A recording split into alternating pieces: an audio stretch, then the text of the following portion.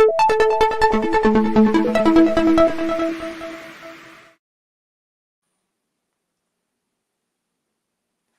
I'm Ryan Macaser, Rappler's Visayas Editorial Coordinator. Welcome to Voices from the Regions. Today, local journalism takes center stage, and the threat to media as a whole is all the more palpable in journalists practicing in the provinces and the different regions of the Philippines. This is even more true in the countryside, where dynasties often rule with impunity and violence is commonplace. Under the administration of former President Rodrigo Duterte, at least 23 journalists have been killed, at least 32 have been red tagged, and 58 have been sued for cyber libel. This is according to the National Union of Journalists of the Philippines' Media Safety Office. Rappler will speak to journalists who work in the different regions in the Philippines to give you a snapshot of the conditions they have to work under to give the public the most truthful information. And how do they see the environment for local media changing under the new administration of Ferdinand Marcos Jr.? Joining the conversation will be Lorraine Ikarma, a Rappler correspondent, and NUJP Cebu chairperson. And we have Kath Cortez, reporter for Davao Today, and NUJP vice chairperson. And Froilan Gallardo, a veteran journalist from Cagayan de Oro who covers Northern Mindanao for various publications, including Rappler, and Rides Barcia, a Bicol region journalist who is also works for a number of different publications and also writes for Rappler. Thank you all for joining us. Maayong gabi, magandang gabi sa inyong lahat. First, I wanted to start off. I wanted to show our audience something about what we all have in common and the conditions that we have to face. So can we start just by raising your hand if you've ever been harassed for your work as a journalist? So almost all of us. Have you ever been bullied by local politicians? Raise your hand. Okay. So Kat and Rides. Do you get trolled on social media? Have you ever been threatened with libel? Have you ever actually been sued for libel? So we have Froilan and Rides. Have you ever gotten a death threat? Si Kat and Froy. So as you can see, everyone has faced some sort of threat to their security and safety. So I wanted to start with Kat, who is the reporter for Davao Today and NUJP vice chairperson. So can you give us an idea? You've been going around the country talking to different regional and local journalists. What are some of the challenges they face practicing in the different parts of the Philippines, and what can you give our audience an idea of what kind of challenges that these reporters face? Yeah, good evening. Actually, yung mga journalists natin or media colleagues from the provinces, hindi gaanong malaki, no, or yung kanilang difference with what's happening or the situation of our media colleagues in the National Capital Region. When it comes to economic aspect, mababa din yung sahod ng ating mga kasamahan sa media, no. Right now, nung naglunsad yung NEJP ng survey, nasa 5,000 to 10,000 pesos monthly yung tumatanggap. That's 19% of all the respondents. We've conducted the survey nationwide. And meron pa rin tumatanggap ng below 5,000 pesos. And maliit lang maliit lang na portion ng ating mga media colleagues yung tumatanggap ng 41,000 and above na sahod. And in the province, mas malala ito because for example, yung ating mga photojournalist na walang walang company or mga freelancers, there are many of them na yung pricing halimbawa ng photo magre-range ng 75 pesos to 150. Same as also with stingers and correspondents.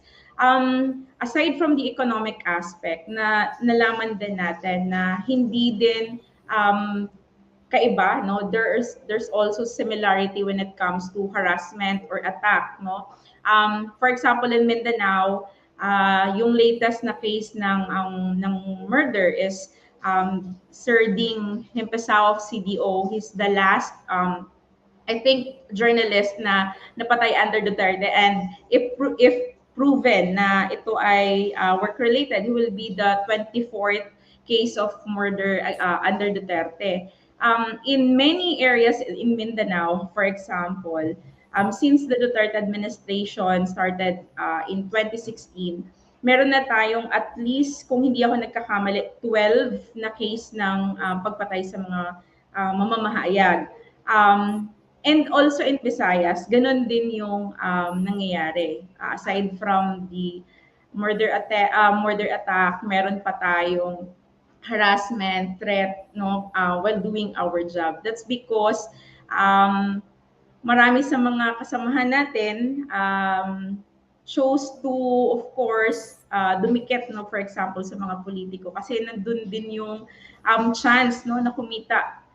And knowing na dahil ganun yung context na mababa yung sahod ng mga journos natin sa probinsya, nagiging prone to attack. And lalong tumataas itong mga kasong ito kapag sumasapit yung eleksyon. But hindi natin sinasabi na tuwing election lang yung attacks. And here comes, of course, itong lumalalang red tagging. Hindi lang ito nangyayari, no, sa mga malalaking media outfits, mas lumalala ito sa community-based journalists. For example, in Cagayan de Oro City, makailang beses na ni-red tag si Kong Corrales, even Sir Froilan Gallardo, myself, and many other community journalists. Nangyari din ito sa Cagayan de Oro, sa Visayas. Aside from the red tagging, meron tayong trolling, doxing na nangyayari sa Visayas and Mindanao, as well as in Luzon, also in the communities and the provinces in Luzon. Ganun yung mga nakikita nating trend eh. Aside from that also, nagkakaroon tayo ng limited access to information. Hindi lang actually Rappler yan. All critical journalists na tingin ng administration na hindi pabor doon sa gobyerno yung reporting. No, ibig sabihin yung mga nag-uulat ng kalagayan ng mga magsasaka, ng mga lumads or indigenous people, nagiging subject ngayon sa restraint, no, hindi nagkakaroon ng access sa maraming information. Luzon, Visayas, and Mindanao itong nangyayari. So ganun kalala yung kalagayan ngayon, no, ng mga journalists sa bansa.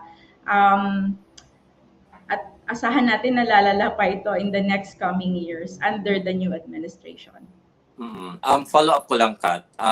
So, na-describe mo ang challenges and threats to journalism and community journalism. So, ano yung implication nito sa publiko or sa readers ng mga iba't ibang communities sa Pilipinas?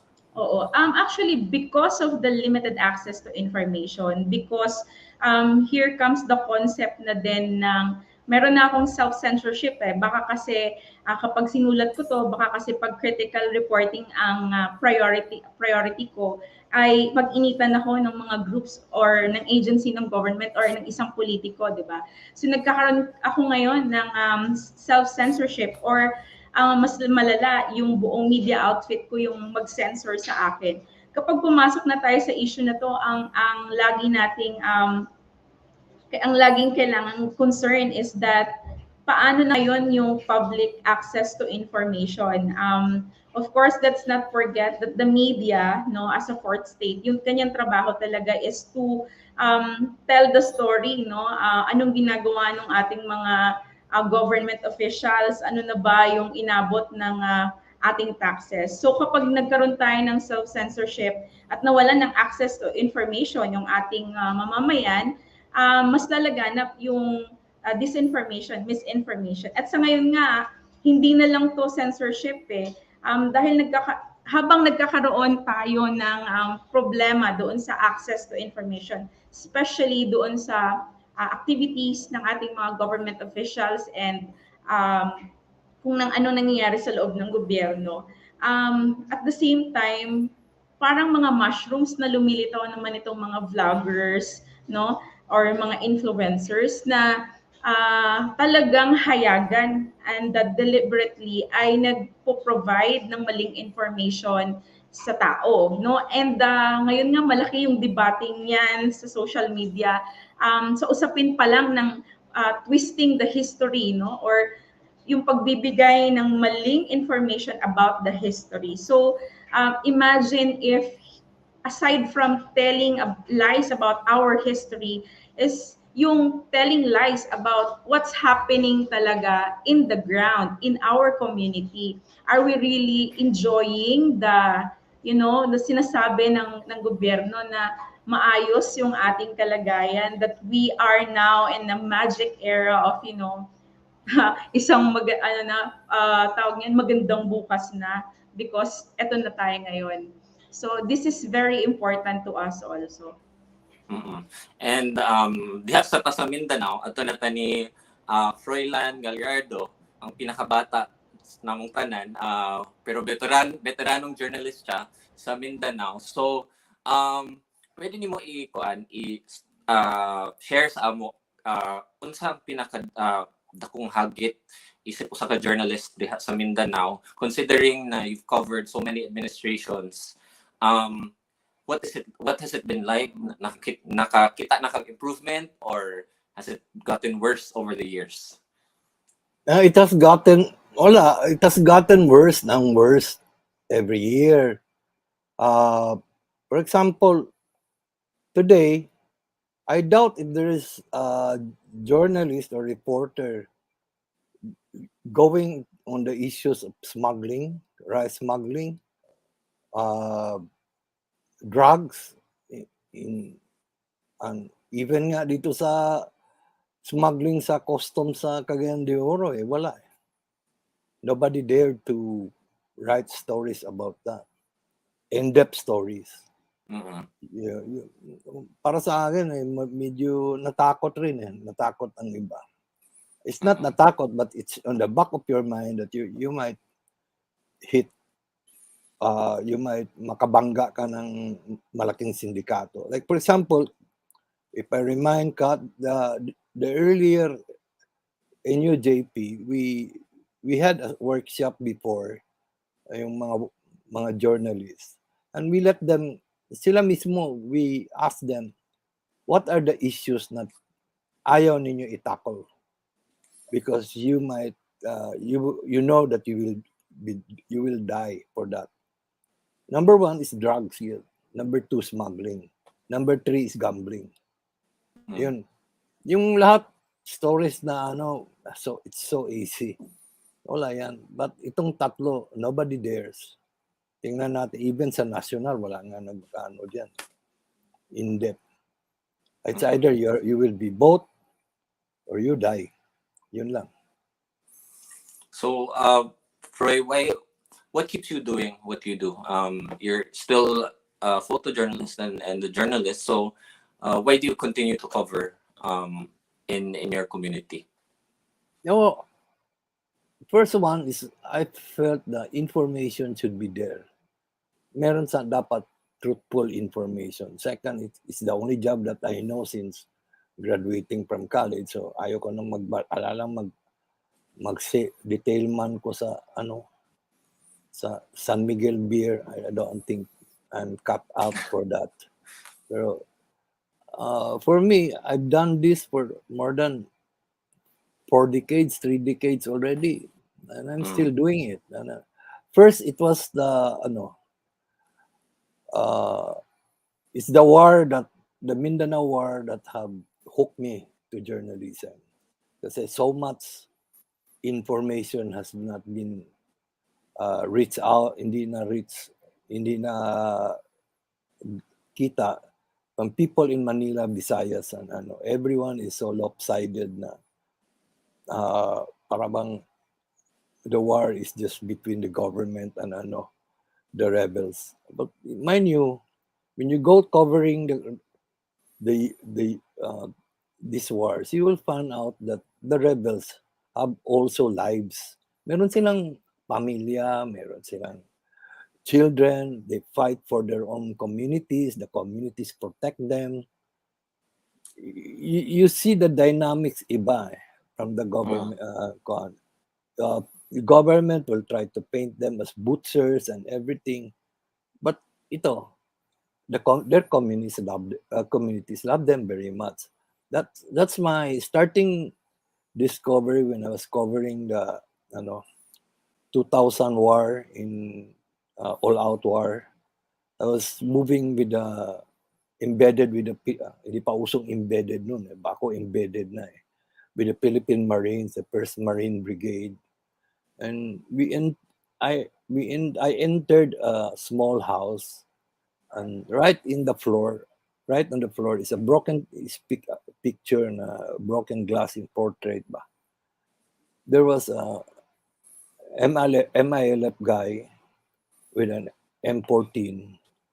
Then there was his wife, also a Mujahideen, carrying an M16, and two of their children. And I think, and that's really hit me that these people have families too. Merong storya ito.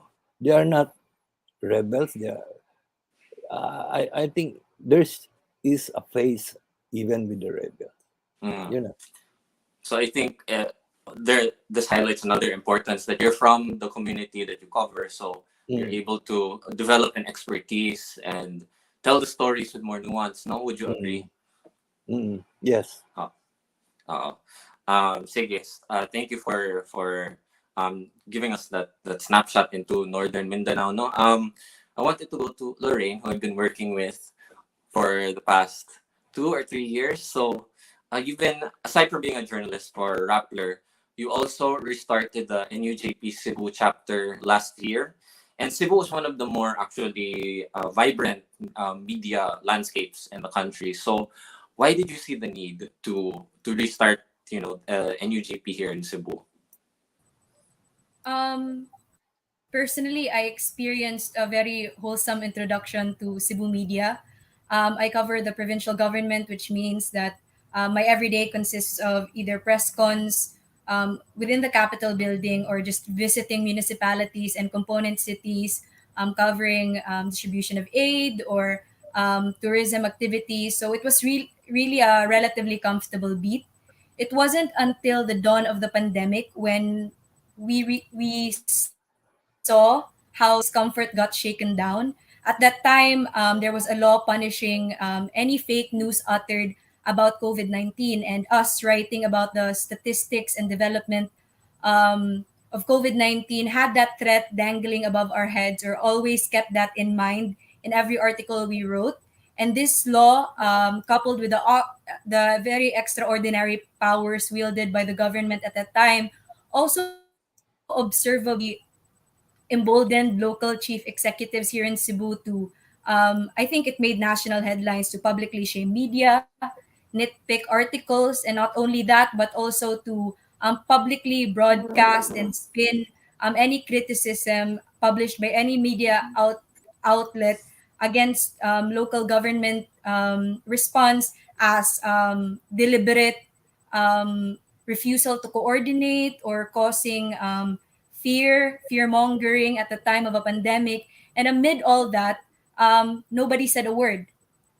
Personally, during my experience covering the Lumad arrests here in Cebu and being barred from the PRO 7, and when I was finally allowed, I was barred, by the way, because I was Rappler, and according to some personnel, Rappler was fake news and not media. And they let other reporters inside apart from me. And when I was finally allowed entry, I was red tagged. Um, During that time, it was NUJP who first released a statement in my defense, and there was no chapter here in Cebu. They released a statement before I even knew that that event was worthy of attention, that it was already a blatant violation of my freedom as a member of the press.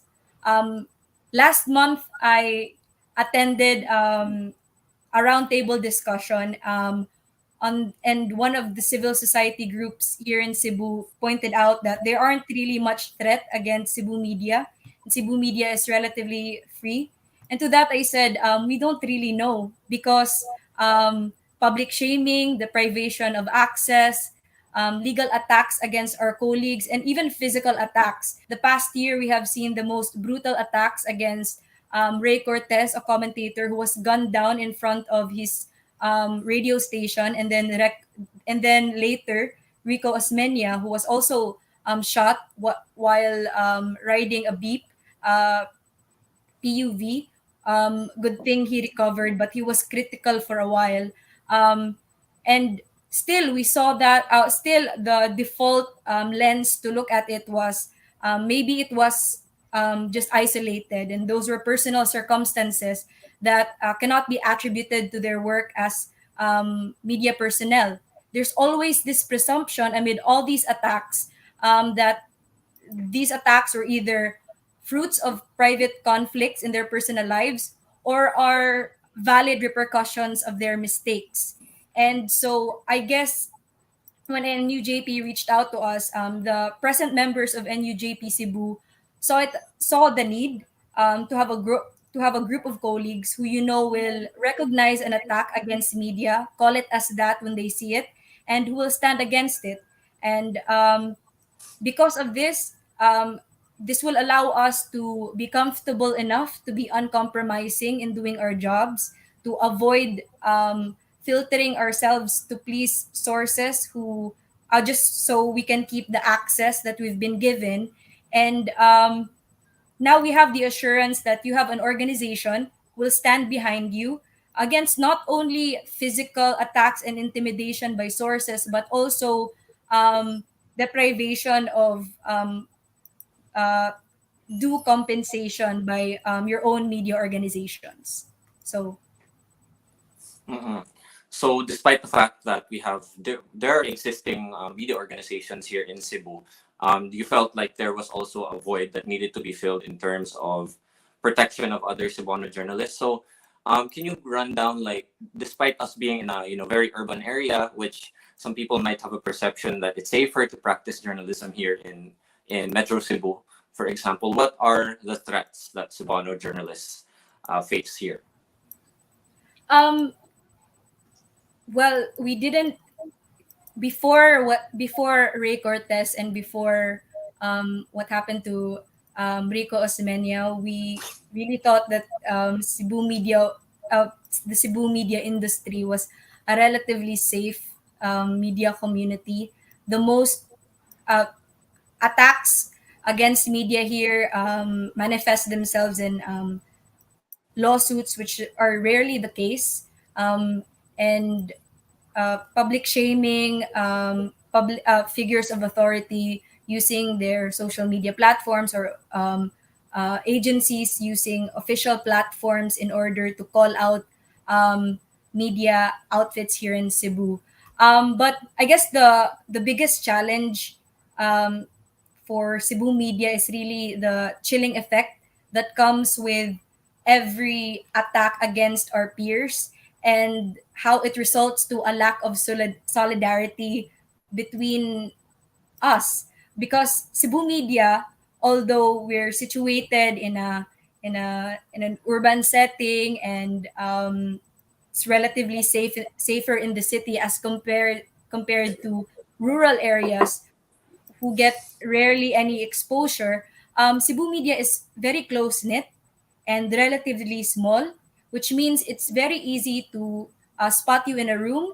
It's very easy to memorize every single reporter that shows up in a press conference, which also means that it is very easy to narrow down on you, specifically deprive you of access, and um, to zoom in on you, call you a biased news outlet, and call your news station as biased as well. And because we value our job and we want to keep doing it, in effect, most of us avoid getting in the ire of our sources, whether it be publishing articles that might cause that might be distasteful in the eyes of our official sources, or also standing up for our colleagues, because without access, we can't really do our jobs. But what we fail to see is most of the time is um, precisely why we need to band together and to stand together is because by avoiding these angles and by stopping ourselves from writing stories just because they might irritate our sources or might go against the official agenda, we're already doing a disservice to our readers, to the consumers of news, the public, and we're already compromising our job. And this is a cycle that we're fueling on and will go on ad infinitum. So I guess the challenge here is to educate not only the public but also media personnel on the extent of their rights and freedoms as the press, and also to give ourselves the assurance that we can do our jobs to its fullest extent while also being protected. So it almost feels like a cat and mouse game, no? Where the harder that we try to report, the more they try to undermine. Precisely. The more they could try to undermine the reporter. So I wanted to make our way up to Luzon now, in the Bicol region, actually, where not a lot of people might not know what it's like to be in the media, and it's a very, very big region where RIDES practices journalism. So can you give us a little snapshot of what it's like to be a reporter there, and have you faced any of these threats that we've talked about so far yourself? Sorry, RIDES, you're on mute. Sorry. Well, in Bicol, if you are independent and critical media practitioner, you will be treated as adversarial for specifically for politicians. But we have to be critical because we could not barter friendship for truth. So, like in the case of in Albay, Legazpi City is the capital of Albay in the regional center of Bicol region. So the seat of government is located in Legazpi City. So there are instances that the President Rodrigo Duterte was followed through by other local politicians. In Bicol, I was banned by President Duterte to cover his regional sorties in Bicol because I am writing for Rappler, despite of other media affiliation I am writing with. And this president was followed through by local politicians where I am asking him during the campaign period about a critical question, and I wrote about the White Elephant Project. So after that, I was banned to cover him. But it's okay for me. I could not barter anything for truth. Okay. So what are some of the what is the media landscape like? Do you have local newspapers, radio stations? Where do people in your community get their information? And what are the challenges in overall getting that information to your readers and listeners? There's so many ways to get an information despite of pandemic, despite of limitation, as long as the journalist is you know how to get an information. There are many sources. If you were banned by other sources, so there are other information you can get. You need to be resourceful.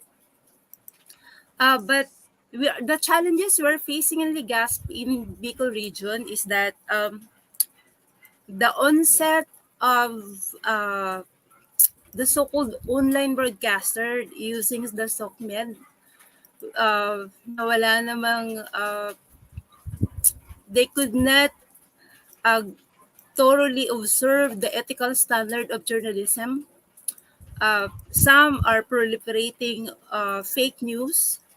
Ito yung nakakabahala kasi in as much as we would like to educate the public for right information, so yung massive disinformation is massive then, so we have to counter them. We have to counterattack this disinformation by delivering right information to the public based on preponderance of ethical journalism. During disaster, the challenges of the reporters masyadong malaki. But then we have a practice in specifically the National Correspondent Organization in Bicol. During disaster, uh, hindi na namin ini-observe yung we don't observe the competition. So we share ideas, uh, except kung meron kang special assignment or have a feature story, so we don't give our details. Pero during pressing mga issues na kailangan i-share sa public, so we share the information to everyone. Mhm. Okay. So it's very similar to the challenges that journalists face in other regions now with restriction to getting information directly from the source or being bullied or even sued.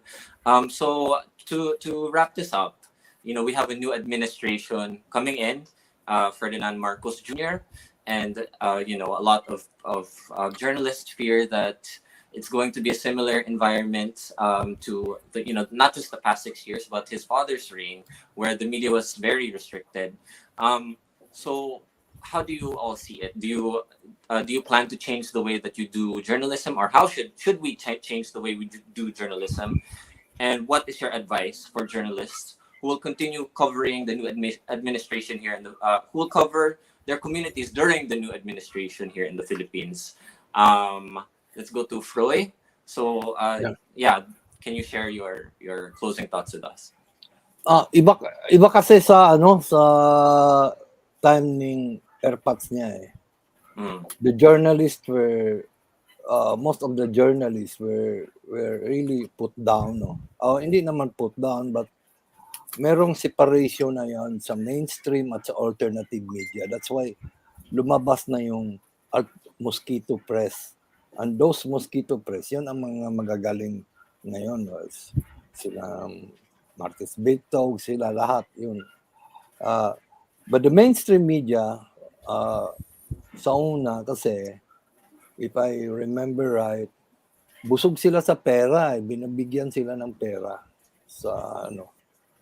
by the politicians, lahat doon nauso yung payola on media. Hindi naman dati ganon yan eh. But money was very very at that time. Now through the years na yung practice na merong money with especially itong with the politicians. Now I don't think ngayon the young Marcos would do this the same path with his father. Meron yan sila different way. Meron silang troll army, meron silang bloggers. And again, they will stifle the media, both alternative and mainstream media. They will try to para bang mag-tsunami yung fake information sa atin. Ilan na lang bang naiwan na legitimate, matawag nating legitimate newspapers, news organizations. Ilan na lang. I think it's not about 5 or 7. Alam nila yan. We are really dead in the water. Kaya ang suggestion ko for that's why I'm also thinking about this is, if the media in the 70s were able to go through the strict censorship of the father by using alternative media, like alternative yung mga mosquito press, yung mga meron pang periodicate, ganon that time. Why can't we? If worst come to worst, I would suggest nga maggawa rin tayo ng mga blogs, our personal blogs. I think each of one of us has a lot of followers naman. Kahit isa, I mean, sikat, maraming followers yan. Every one of us may followers. And if you could group together ng local blogs saying our piece, para rin tayong alternative media. Ang maganda kasi I kept on saying this before. The beauty now is that ang internet is may international ang audience. They cannot kill us anymore like they did in 1970s. They cannot do it the way in Sauna in the 70s.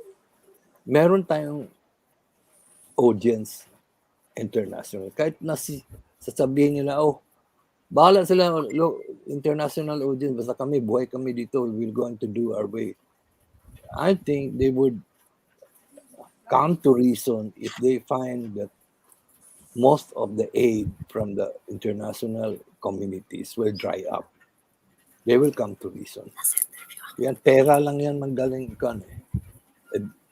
They would, Ngayon, malakas pa sila ngayon kasi bago lang sila nanalo. I mean, you see, gusto nga nila i-change ang NEA to whatever they name. So, yan? Part of the phase yan.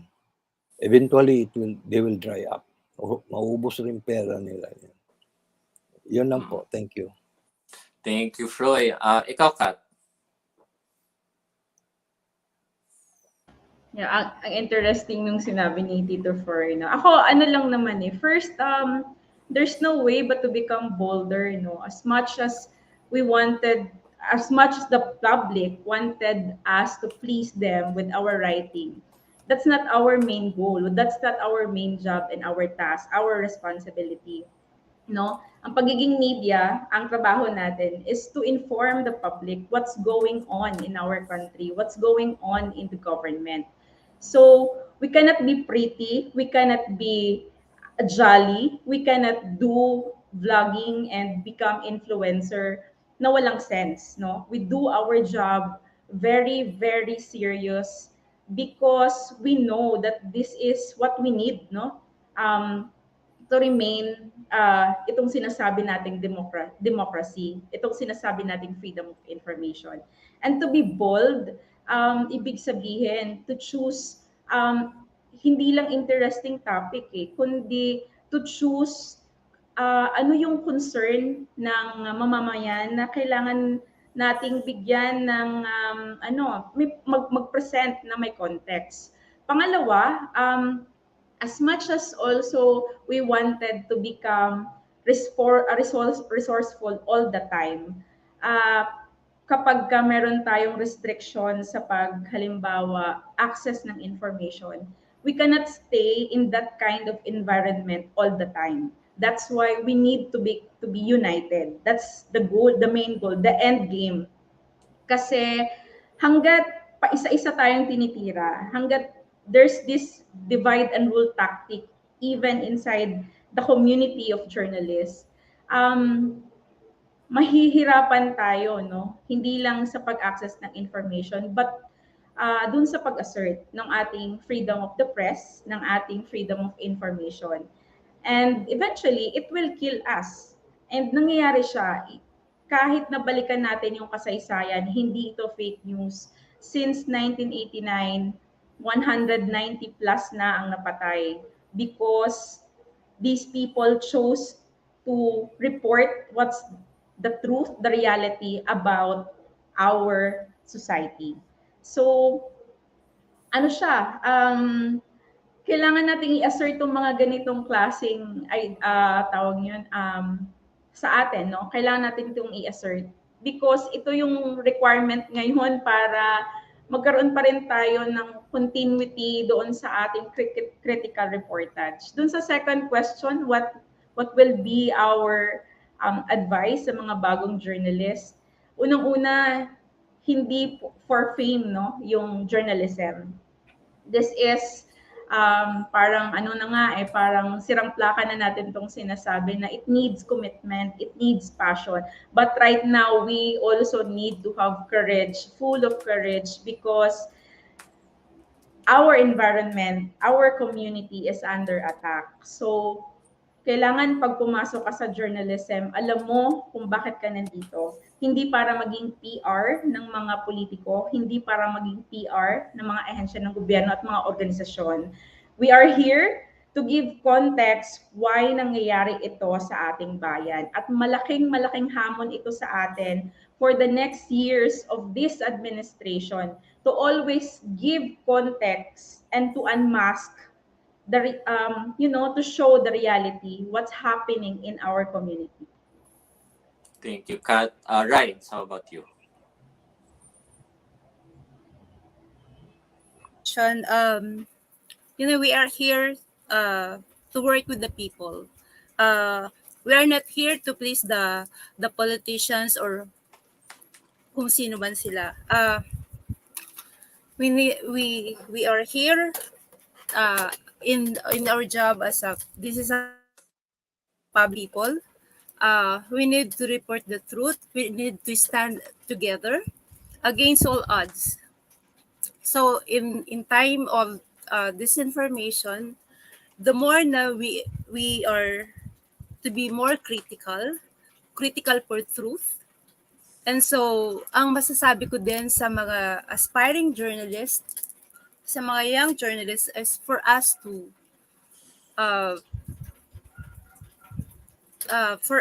become to go for truth. Our biases is only for the truth. So wag tayong matakot kahit but titingnan din natin na there's no story worth of our lives, but we need to be how do you call it? Kailangan nating mas matapang sa pagbibigay sa pamamahayag. Kailangan nating mas patatagin pa ang ating profesyon, lalo ngayon sa advent ng disinformation. Kailangan nating magkapit-bisig para sa katotohanan. Kailangan nating maging matatag para sa ating bayan. Kailangan nating magtrabaho ng sabay-sabay para sa katotohanan. Na hindi tayo dapat natatakot sa anumang pananakot, lalo na sa repression, lalo na sa mga politician na are trying to, akala nila sa atin, kaya nilang mapaikot. So we have to fight together for truth. Thank you, Rides. Lorraine. Over the past years, we've seen how disinformation, how strong the power of disinformation is, how it put administrations in power. But we've also seen the Philippine press step up and rise to the occasion. This is manifest in fact-checking coalitions and efforts really to nip disinformation in the bud. But another reason why another attempt to erode public trust on media is perspectives na elitist ang media, and that we're in ivory towers, and that's why people are enticed to patronize bloggers, vloggers over mainstream media, alternative media. And because of this, there's a trend na media companies are opening newsrooms up for the public. We're becoming more transparent in how news is being produced. And I think this is an important development. Now we show the public the difference, or what sets us apart from vloggers and bloggers. It's that the news we release go through a very strict vetting process, checks and balances from our editors, and news reporters are actually out on the field and asking questions and not just merely digesting or absorbing information being thrust at them. I guess my advice for incoming media is to find colleagues who you can stand with. It's very easy to to say remain strong amid all these threats or intimidation, but once not even you, pero a colleague faces attacks, it's very hard to dodge the chilling effect of it. So I suggest join media organizations like NUJP, get yourselves organized so that you can do your job uncompromisingly and have the assurance that you have people who are aware of your plight and the struggles of your job who will stand for you and with you. Also, we should not just stop at releasing stories. We have to make sure that our stories are palatable to our audience and understandable. Also, yan, important rin ang media literacy. We need to inform people how the media function, how we release news, and how our jobs as the press are linked to their job to know, and how are linked to their right to know, and how their right to know and access truthful information is vital in their freedom of expression, which is ultimately, which is the essence of democracy, diba? So, yeah. Thank you, Lorraine. So we're wrapping up our discussion, but we all agree, I think, that the media must be bolder, braver, to use the word of Kat, more united, and we have to push back and have courage, and we will rise to the occasion. For me to answer that question, I think that even if we change the form of the journalism we produce, whether that's TikTok videos or vlogs, the process remains the same. And journalism, of course, is a process of verification and a process of getting to the truth. And for the young journalists, it might be a scary time to be a journalist, but I think it's also the most important time to be one, because we cannot leave the first draft of history to those who do not follow the process of journalism, and we must continue to push for the truth. So thank you very much to Kat, Lorraine, Froy, and Rides. I'm Ryan Macasero. You've been watching Voices from the Regions.